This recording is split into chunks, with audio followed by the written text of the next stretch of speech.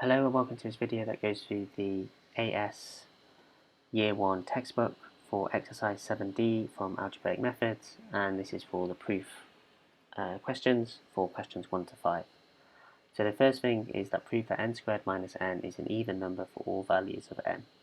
Now the way that I would approach this one is that if we're looking for all values of n, assuming that n is a integer number, therefore n can only be two things, even or odd.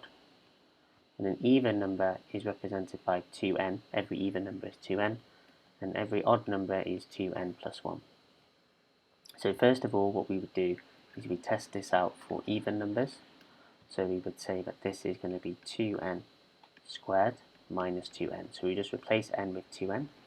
That's equal to 4n squared minus 2n. And here, now you don't need to factorize everything, but you just need to factorize out at 2. So we can factorize 2 out of here, so we get 2n squared minus 1, minus n, sorry. We know that this must be an even number because we can multiply it by 2. And we can take a factor of 2 out. So that is our answer to the even one. And then for the odd number, we're going to plug in 2n plus 1. So it's going to be 2n plus 1 squared minus 2n plus 1, and then we're going to expand this out. So 2n plus 1 squared is the same as 4n squared plus 2n plus 2n plus 1 minus 2n minus 1. So this is going to be 4n squared.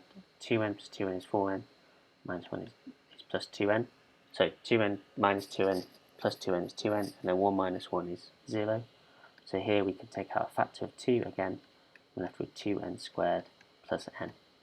And therefore we have shown that n squared minus n is even, because it's got that factor of 2 on both sides, timesing it by 2, so therefore it must be even for all values of n. And that's your answer to number 1. For question 2, prove that x divided by 1 plus root 2 is equal to x root 2 minus x. So for this one, we just need to rationalize to start because we've got a surd at the bottom in our denominator. So we're going to times by 1 minus root 2 divided by 1 minus root 2. From here, this becomes x minus x root 2 divided by 1 times 1 is 1, minus root 2 plus root 2, and then minus 2. From root 2 times minus root 2, and then that's equal to x minus x root 2 divided by minus 1, because minus root 2 plus root 2 cancel, 1 minus 2 is minus 1, then we divide it by minus 1, so that becomes x plus x root 2, which is what's required. So therefore, we have proven our result here. Question 3, prove that x plus root y times x minus root y is equal to x squared minus y. So here we just multiply each part, so it's x times x is x squared, x times minus root x is minus x root y, root y times x is plus x root y, and then root y times minus root y is equal to minus y, and therefore that gives us x squared minus y as a result. Question 4, prove that 2x minus 1 times x plus 6 times x minus 5 is equivalent to 2x cubed plus x squared minus 61x plus 30. So for this one with triple brackets, we just have to multiply the brackets out. So I'd start with the easy two brackets first, x plus 6, x minus 5. So this becomes 2x minus 1, then x times x is x squared, minus 5x plus 6x minus 30. So we can simplify that to 2x minus 1.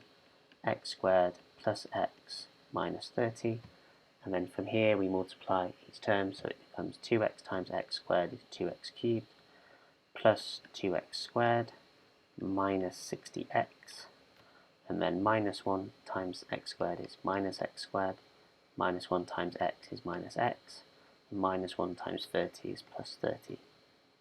From here we put like terms together, so it becomes 2x cubed. 2x squared minus x squared is plus x squared, minus 60x minus x is minus 61x, then plus 30. So therefore we've got it as required. Question 5, prove that x squared plus bx is equal to x plus b over 2 squared minus b over 2 squared. So this one, very straightforward. All we're doing is completing the square. So when we complete the square, it's going to be x. So our normal result is x squared plus bx plus c will go to x plus b over 2 squared minus b over 2 squared plus c. But here c is equal to 0. So therefore our result when we complete the square will give us x squared plus bx is equal to x plus b over 2 squared minus b over 2 squared. This one's a very straightforward, simple one. So we have shown basically through completing the square that that's our answer. And that brings the end of questions 1 to 5. If you have any further questions, please let me know.